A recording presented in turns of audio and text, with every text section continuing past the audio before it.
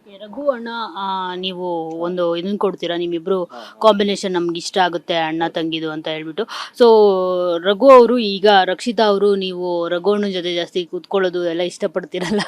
So possessive ಆಗ್ತಿರ್ತಾರೆ, ಜಗಳ ಮಾಡ್ತಿರ್ತಾರೆ, ನೀವು ಯಾಕೆ ಆಗ ಮಾಡಿದ್ರಿ ಈಗ ಮಾಡಿದ್ರಿ ಅಂತ ಹೇಳ್ಬಿಟ್ಟು. ಸೊ ಅದನ್ನೆಲ್ಲ ನೋಡಿದಾಗ ಎಲ್ಲೋ ಒಂದ್ ಕಡೆ ರಘು ಅವರು ರಕ್ಷಿತಾ ಪರ ವಹಿಸ್ಬಿಟ್ಟು ರಾಶಿಕಾನ್ ಬಿಟ್ಕೊಟ್ಬಿಡ್ತಾರ ಅಂತ ಅನ್ಸುತ್ತೆ. ಯಾಕಂದ್ರೆ ರಕ್ಷಿತಾ ರಘು ಅವರು ಅವಾಗಿಂದ ಕ್ಲೋಸ್ ಇದ್ರು, ಈಗ ಕ್ಲೋಸ್ ಇರ್ಲಿ, ಈಗ ಜಸ್ಟ್ ರಾಶಿಕಾ ಅವ್ರು ಕ್ಲೋಸ್ ಆಗಿದ್ದು.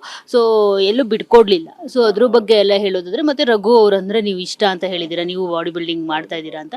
ಸೊ ಅದ್ರ ಬಗ್ಗೆ ಎಲ್ಲ ಹೇಳೋದಾದ್ರೆ ಏನ್ ಹೇಳ್ತೀವಿ? ಯಾಕೋ ಅವರೆಲ್ಲೂ ಬಿಟ್ಕೊಟ್ಟಿರ್ಲಿಲ್ಲ. ನಾವು ಅದಕ್ಕೆ ನಾನು ಒಳಗಡೆ ಹೋದಾಗ್ಲೂ ಅವ್ರಿಗೊಂದು ಗಿಫ್ಟ್ ಯಾರೋ ಕೊಡ್ಬೇಕಂತ ಹೊರಗಡೆ ವಿಷಯ ಗೊತ್ತಾದಾಗ್ಲೂ ನಮ್ಮ ತಲೆಗೆ ಅವರೇ ಬಂದಿದ್ದು. ಬಿಕಾಸ್ ಒಬ್ರು ಅಣ್ಣನ ಸ್ಥಾನದಲ್ಲಿ ನಿಂತ್ಕೊಂಡು ಅವಳನ್ನ ತುಂಬಾ ಚೆನ್ನಾಗಿ ಗೈಡ್ ಮಾಡ್ತಾ ಇದ್ರು.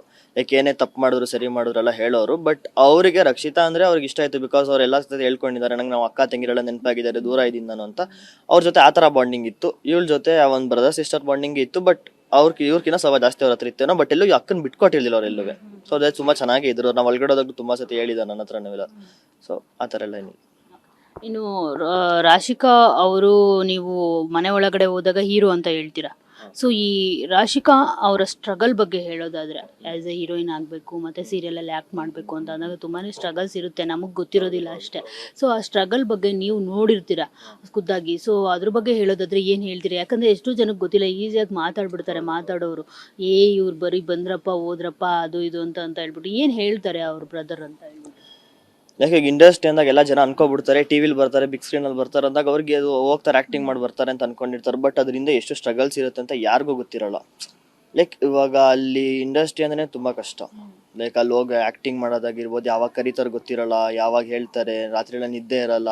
ಅವ್ಳು ಸ್ಟಾರ್ಟಿಂಗ್ ಹೋಗೋ ಟೈಮಲ್ಲಿ ಅವ್ರು ಸೀರಿಯಲ್ಸ್ ಎಲ್ಲ ಮಾಡೋ ಟೈಮಲ್ಲಿ ಅವಳು ಸಖತ್ ಆಡಿಷನ್ಸ್ ಕೊಡ್ತಾನೆ ಇದ್ಲು. ಅದು ಸೆಲೆಕ್ಟ್ ಆಗ್ತಿರ್ಲಿಲ್ಲ. ಇನ್ನೊಂದು ಮತ್ತೊಂದು ಅವಳು ಸಖತ್ ಫ್ರಸ್ಟ್ರೇಷನ್ನು ಅದೆಲ್ಲ ನೋಡಿದಾಗ ಮನೇಲೂ ಬೇಡ ಅಂತ ಹೇಳ್ಬಿಟ್ಟಿದ್ರು. ಆಮೇಲೆ ಅವಳು ಅಪ್ಪನ ಹತ್ರ ಕುತ್ಕೊಂಡು ಮಾತಾಡಿ, ಅಪ್ಪ ಸರಿ ಆಯ್ತು ಅಂತ ಅಂದಾದ್ಮೇಲೆ ಅವಳು ಮತ್ತೆ ಅದನ್ನ ಕಂಟಿನ್ಯೂ ಮಾಡ್ತಾಳೆ. ಸೊ ಆ ಕಷ್ಟ ನಾವು ಮುಂದೆ ನೋಡಿದೀವಿ. ಅವಳಿಗೆ ಒಂದು ತಲೆಯಲ್ಲಿ ಆಸೆ ಇತ್ತು, ಅವಳಿಗೆ ನಾನು ಮಾಡ್ಲೇಬೇಕು ನಾನಿದ್ದೇನಂತ. ಬಿಕಾಸ್ ಅವಳಿಗೆ ರಮ್ಯಾ ಮ್ಯಾಮ್ ಅಂದ್ರೆ ಸಕ್ಕತ್ ಇಷ್ಟ ಅವಳಿಗೆ. ಸೊ ಅವ್ರನ್ನ ನೋಡ್ಬಿಟ್ಟಿದ್ರೆ ಅವಳು ಹೇಳಿದ್ಲು, ನಾನು ಮಾಡ್ಲೇಬೇಕು, ಅವ್ರ ಜೊತೆ ಒಂದ್ಸತಿ ಸ್ಕ್ರೀನ್ ಇದು ಮಾಡ್ಬೇಕು ಅಂತೆಲ್ಲ ಹೇಳ್ತಿದ್ಲು. ಸೊ ಅದನ್ನ ಅವಳೆಲ್ಲೂ ಆಟ ಬಿಟ್ಕೊಟ್ಟಿಲ್ಲ, ನಾನು ಮಾಡ್ಲೇಬೇಕಂತ ಮಾಡಿದ್ಲು. ಸೊ ಆ ಒಂದಷ್ಟು ಕಷ್ಟ ಪಟ್ಟಿದ್ಕೊಂಡು 4-5 years ಆ ಒಂದು ಬರ್ತಾ ಒಂದು ಫಿಲಮ್ ಮಾಡಿದ್ಲು. ಸೊ ಅದೆಲ್ಲ ಒಂದ್ ಕಡೆ ಬಿಗ್ ಬಾಸ್ಗೆ ಹೋಗಿದ್ ಬಂದು ಅವಳಿಗೊಂದು ಇದು ಸಿಕ್ಕಿದೆ, ಸ್ಟ್ಯಾಂಡ್ ಸಿಕ್ಕಿದೆ ಸ್ವಲ್ಪ.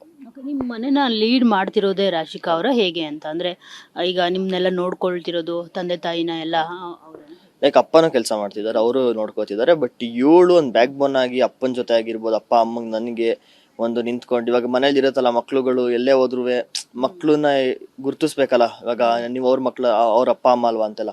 ಸೊ ಆ ತರ ಅವಳೊಂದು ನಮ್ಮ ಮನೆಗೆ ಒಂದು ಹೆಸರು ತಂದು ಕೊಟ್ಟಿದ್ದಾಳೆ, ಒಂದು ಅಪ್ಪ ಅಮ್ಮನ ಜೊತೆ ನಿಂತ್ಕೊಂಡು. ಅವಳಿಗೆ ಇವಾಗ ಎಲ್ಲೇ ಹೋಗಿ ಏನೇ ಕೇಳಿದ್ರು ಫಸ್ಟ್ ಹೇಳೋದೇ ಫ್ಯಾಮಿಲಿ ಅಂತ. ನಾವೊಂದು 5 ಜನ ಇದ್ದೀವಿ.